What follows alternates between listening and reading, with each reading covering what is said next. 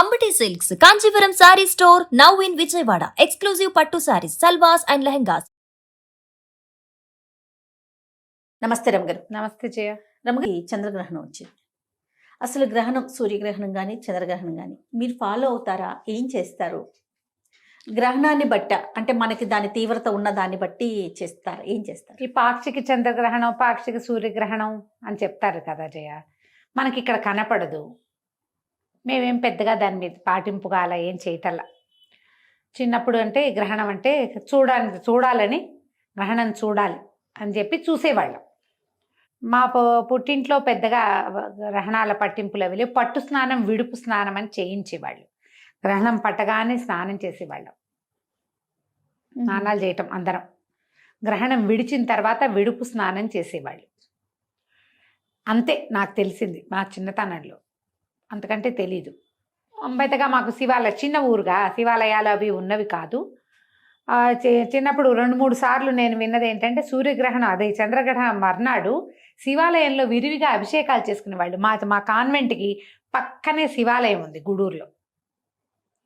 ఇవాళ గ్రహణం అయితే మర్నాడు చాలా మంది కనపడేవాళ్ళు అభిషేకాలు చేసుకోవటానికి. ఇవాళ చంద్రగ్రహణం, మర్నాడు అభిషేకం. ఆ రోజుల్లో ఏం పెద్ద పట్టించుకోవాలి, చిన్నపిల్లని కదా, 5th క్లాస్ దాకా. కానీ నేను ఆలోచించుకుంటుంటే మేము అలా గమనించే వాళ్ళమని ఎక్కువ జ్ఞాపకం ఉన్నది నాకు. వివాహం అయిన తర్వాత మా అత్తవారింట్లో మంచి గ్రహణం పట్టింపులు ఉన్నాయి. అప్పుడు చిన్నప్పుడు ఏం చేసేవాళ్ళు అంటే, దర్భలు వేసేవాళ్ళు సామాన్ల నిండా.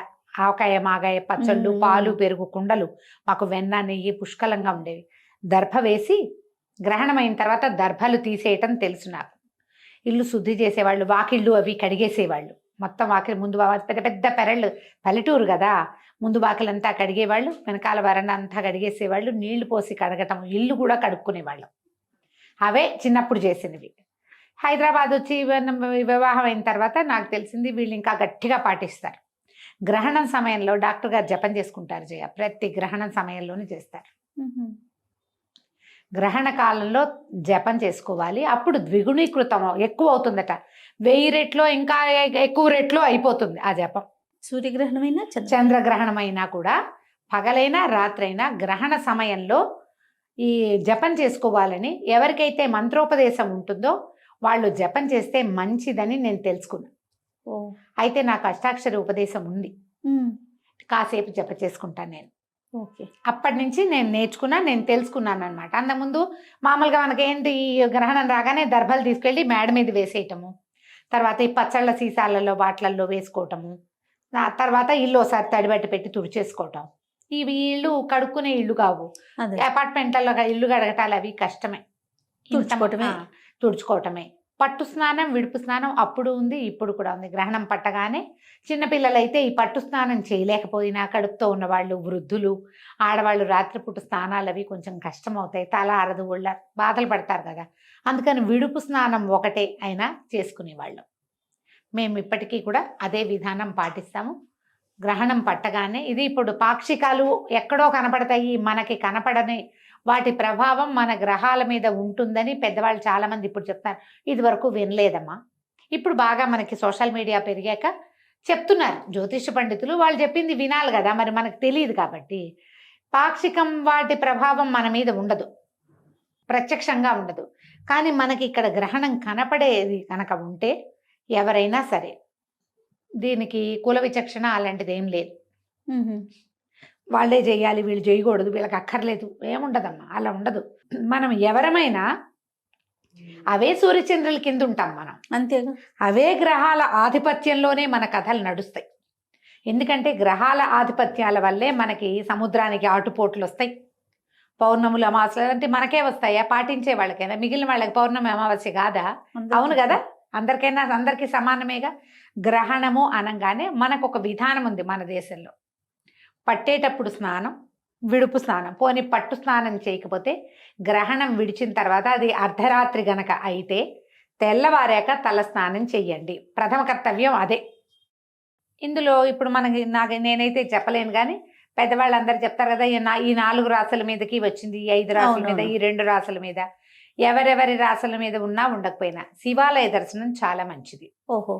గ్రహణం అయ్యింది ముందు రోజు, మర్నాడు పొద్దున్న నెత్తి మీద నీళ్ళు పోసుకోండి, ఏ రోజైనా పర్వాలేదు. నూనె రాసుకుని నెత్తి మీద రుద్దుకోవటం అని కాదు, తల వాష్ చేసుకోండి, షాంపూ చేసేసుకుంటే సరిపోతుంది.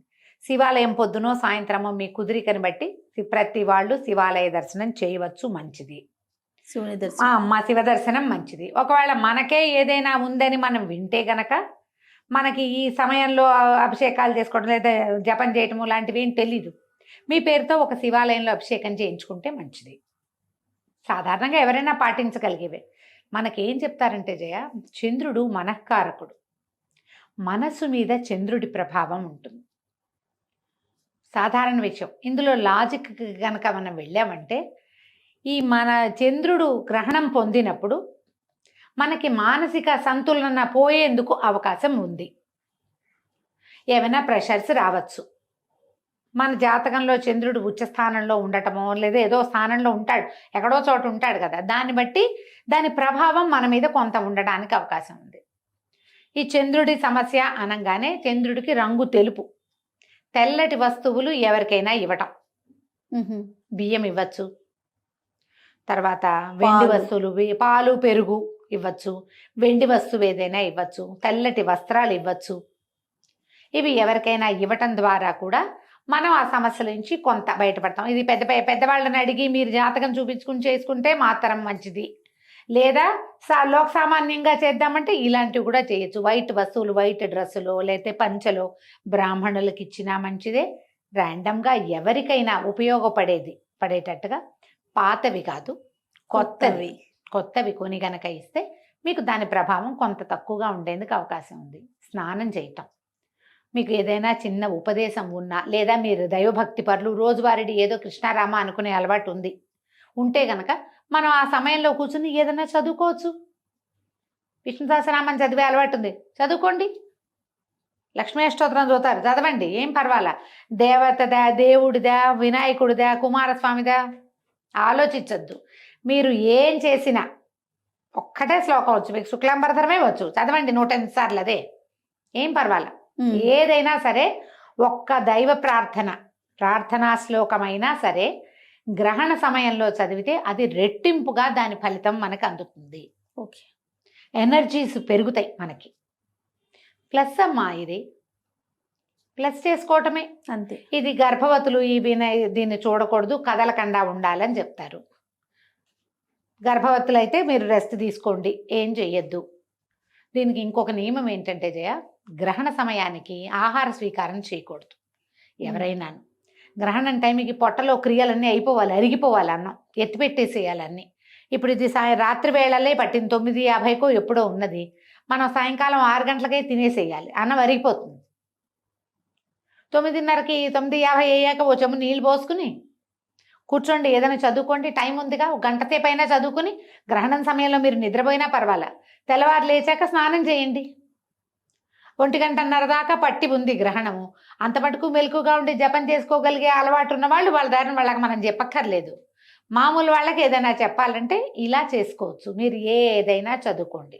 కొన్ని రాసులకి బాగుండటం, కొన్ని రాసులకి బాగోకపోవటం, ఇలా ప్రతి గ్రహణానికి వింటూ ఉంటాం కదా రమ్మగారు. అవును, అంటే దీని వెనకాల ఏమన్నా ఉందంటారా? ఏమి కాదు జయ, అది ఇప్పుడు ఈ గ్రహణం పట్టిన సమయంలో ఏ రాశి ఎక్కడెక్కడ ఉన్నది దాన్ని బట్టి ఆయా రాసులకి ఇప్పుడు ఆ గ్రహదేవతలు ఎక్కడున్నారో దాన్ని బట్టి కదా. అప్పుడు ఈ గ్రహాలకి మంచిది కాదు, వీళ్ళు కొంచెం జాగ్రత్త పడాలంటే ఏం చేస్తాం, గ్రహణాన్ని ఆపలేం కదా, చూడకుండా ఉంటే పోదు. అది బయట కాస్మిక్ దీంట్లో జరిగేది, వినీలాకాశంలో జరిగేదాని ఎఫెక్ట్ దాని కింద ఉన్నాం మనం, మనకు తప్పదు.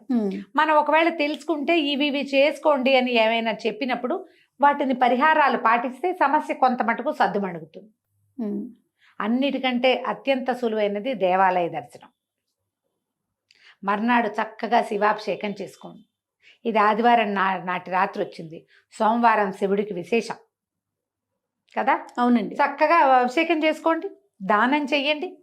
ఎక్కడైనా బియ్యం దానం చేసేయండి, బియ్యం ఇవ్వండి మీ చేత్తోటే. మీరు ఇవ్వండి. పాత రోజుల్లో ఏం చేసేవాళ్ళు జయ, అడుక్కునే వాళ్ళు, భిక్షకులు వచ్చేవాళ్ళు, ఇట్లా దోసిడితో బియ్యం తీసి పెట్టేవాళ్ళం.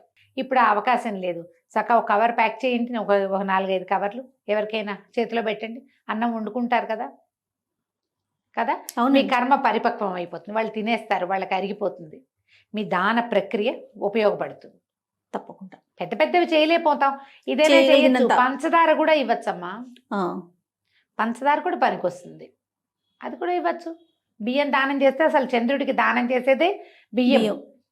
తెల్లటి వస్త్రాలు, ముత్యము, వెండి, ఇవన్నీ కూడా దానానికి పనికొస్తాయి. తెల్లటి వస్తువులు, ఏవైనా అలంకరణ వస్తువులు కూడా ఇవ్వచ్చు. ఇవన్నీ పాక్షికంగా అయినా కూడా పనిచేస్తాయి. ఇలాంటిది ఏదైనా చేసుకోవచ్చు.